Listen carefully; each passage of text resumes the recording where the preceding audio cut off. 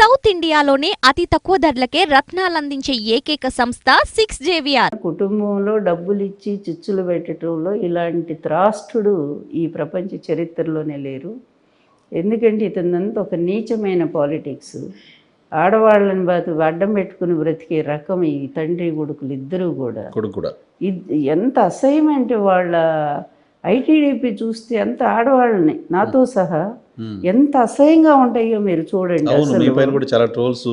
అసలు ఎంత దరిద్రంగా ఉంటాయో మరి అవన్నీనేమో మాకు తెలియదు ఎక్కడ ఉంటాయో కూడా. వయసుని ఉండాలి కదా. అసలు ఎంత భయంకరమైన కుట్ర చేశారు. ఎవడో ఒకరిని కూర్చోబెట్టి, ఒక పనికి మాలిన ఎదవను కూర్చోబెట్టి, నేను వాడిని ప్రేమిస్తున్నాను నా ఫోన్ నుంచి ఒక మెసేజ్ పంపించి, ఇది ఇంతకంటే నీచం. దానికోసం వాడికి 25 లక్షలు అంట డబ్బులు ఇచ్చి, ఎలక్షన్స్ కరెక్ట్గా తిరుగుతున్నాం మేము అప్పుడు 2019 ఎలక్షన్స్లో. ఇంత నీచమైన కుట్రలు. సొంత ఇంటి మనిషిని కదా, ఎన్టీఆర్ భార్యని కదా. పోనీ ఇన్నేళ్ళ నుంచి ఎక్కడైనా నా ప్రవర్తనలో ఎప్పుడైనా ఒక చెడు ఎక్కడన్నా చూసారా? ఎప్పుడైనా ఇన్నేళ్లలో అతి చిన్న వయసులో నా భర్త చనిపోయాడే, నాకు 33 ఏళ్ళు 34 ఏళ్ళు అప్పుడు. అప్పటి నుంచి కూడా నాకేమన్నా బాయ్ ఫ్రెండ్స్ ఉన్నారా, ఒక స్నేహితులు ఉన్నారా, లేకపోతే నేను ఏదన్నా ప్రేమలో పడ్డాననేది ఎక్కడన్నా వచ్చిందా? లేదు కదా.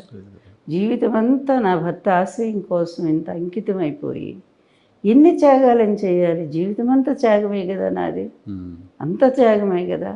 మిమ్మల్ని ఎదుర్కోవటానికి ఆయన పదవి లాగేసి అదంతా కూడా లక్ష్మీభారతి వల్ల, లేకపోతే ఎన్టీఆర్ మంచోడు కాదు అని ఈ విధంగా మీరే ఆయన మీద అనేక నిందలు వేశారు.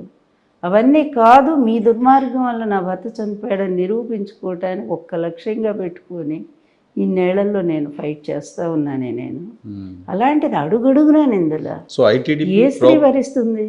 ఐటీడీపీ మహిళలపైన వాంటెడ్లీ లోకేష్ గారు చేయిస్తున్నదేనా? లోకేష్ వాడు వచ్చిన తర్వాత ఆ నీచుడు నికృష్టుడు వాడు ఆడాళ్ళ మీద, ఇప్పుడు ఎందుకు ఇంతమంది ఆడవాళ్ళని వాడు అన్నాడు, చివరికి వాడి తల్లి మీదే వచ్చింది కదా.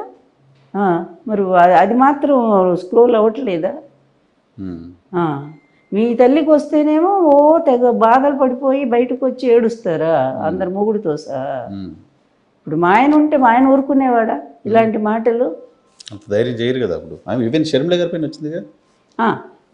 షర్మిలాని ఎంత పాపం, ఎన్ని రకాలుగా అతిక్కల మండి ఇప్పుడేం తెలుసుకుంటే బాగుంటుంది నిజంగా కూడా. మొన్న కూడా ఏం తెలుసుకుంటారు ఇట్లాంటి మూర్ఖులు వీళ్ళు. నిజం చెప్పాలంటే ఈ సునీత ఒకటి పరమ మూర్ఖులు వీళ్ళు. ఆవేశం తప్ప ఒకటి చదువుకుంది, ఇంకొక ఆవిడ చదువు కూడా లేదు చెప్పాలి అంటే. అలాంటి వీళ్ళు అతని మాయలో పడిపోయి ఏ ప్రలోభం అనేది అది జగమెరిగిన సత్యం, అది వేరే విషయం. కానీ ఇట్లా ఒక ప్రజలందరిలో ఒక మంచి సంస్కర్తగా, గొప్ప రాజనీతిజ్ఞుడుగా, పేద ప్రజలను ఉద్ధరించడానికి వచ్చిన ఒక మహానుభావుడుగా, తనదైనటువంటి ఒక మంచి ఆశయంతో తండ్రికి పేరు తీసుకొస్తూ అలా నడిపిస్తున్నటువంటి ఒక వ్యక్తిని సొంత కుటుంబీకులే ఈ విధంగా లాగాలనుకోవటం ఇంతకంటే దుర్మార్గం ఉంటుందా మీ వ్యక్తిగత స్వార్థం కోసం? సో మంగళగిరిలో ఇప్పుడు బ్రాహ్మణి గారు కూడా వచ్చి క్యాంపెయిన్ చేస్తున్నారు. నిన్న మొన్న వచ్చి క్యాంపెయిన్ వెళ్ళాలి కదా, చేయాలి కదా. భార్య గనక భర్త గెలుపు కోసం చేస్తుంది. సో ఇంపాక్ట్ ఉంటుందా ఆవిడ క్యాంపెయిన్ చేయడం? ఫస్ట్ రోజే ఆవిడ మాట్లాడింది విన్నాక జనం బారిపోయారు. ఏం మాట్లాడింది? జైలు దగ్గర మాట్లాడింది. జైలు దగ్గర అదేంటో అని అర్థమైపోయింది. ఏంటంటే ప్రైవేటు ఇంజనీరింగ్ కాలేజీలో ఈమె దీనివల్ల ఏంటి చంద్రబాబు వల్లే వీళ్ళకి సీట్లు వచ్చినాయి ఏదో చెప్పింది. అది నవ్వారు అందరూ కూడా. ఎందుకంటే గవర్నమెంట్ కాలేజ్ అంటే మెరిట్ మీద వస్తాయి సీట్స్, ప్రైవేట్ కాలేజీలో సీట్లు కాలేజీలో వచ్చినాయని చెప్పడం ఉద్దేశమేమో, బహుశా ఇంకేదో చెప్పిందాము. అలాంటి వాళ్ళకి ఎంతమంది. గీతాంజలి అని ఒక అమ్మాయి ఆత్మహత్య చేసుకొని చనిపోయారు.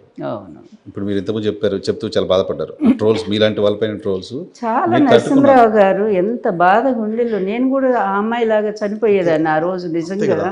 ఎవరికైనా పెయిన్ ఇప్పటికీ అసలు ఎట్లా ఉంటుందంటే శూలాలు పెట్టి గుచ్చినంత నాకు రక్తం వస్తుంది కళ్ళల్లో.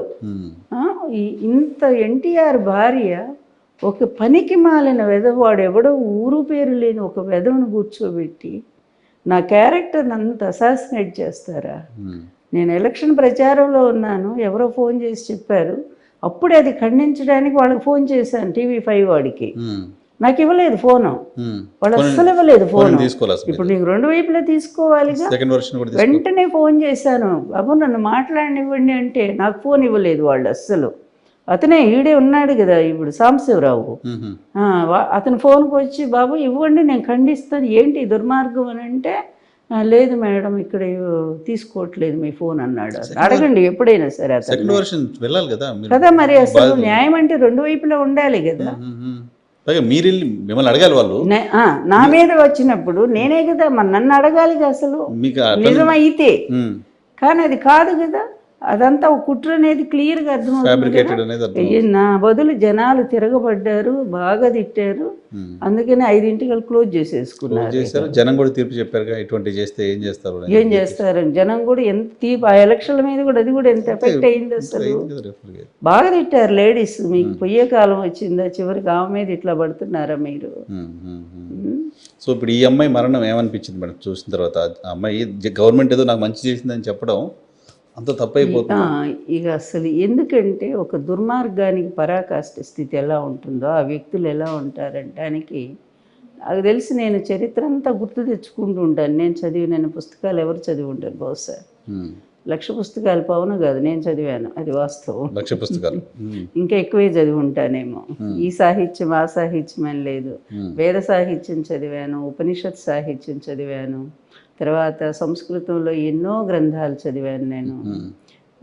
సంస్కృత సాహిత్యంలో కాళిదాసు గారి రచనలు చదివాను నేను, భాస మహాకవి చదివాను, మాఘకావ్యాలు చదివాను నేను. నా సాహిత్యం చెప్పాలండి. ఇన్ని చదివిన పవన్ కళ్యాణ్ గారేమో అగ్రెసివ్గా మాట్లాడతారు, మీరు ఎందుకు? అలాగే మా నాన్న కమ్యూనిస్ట్ అవడంతో ఇటు కమ్యూనిస్ట్ సాహిత్యం చదివాను నేను.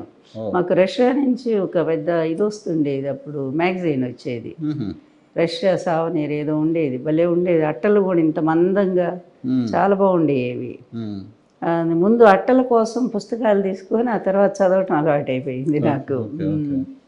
అట్లా కమ్యూనిజం తర్వాత కార్ల్ మార్క్స్ గురించి చదివాను నేను, ఎంగిల్స్ గురించి చదివాను, తర్వాత చాలా చైనా సాహిత్యం చదివాను, అంటే ట్రాన్స్లేషన్స్.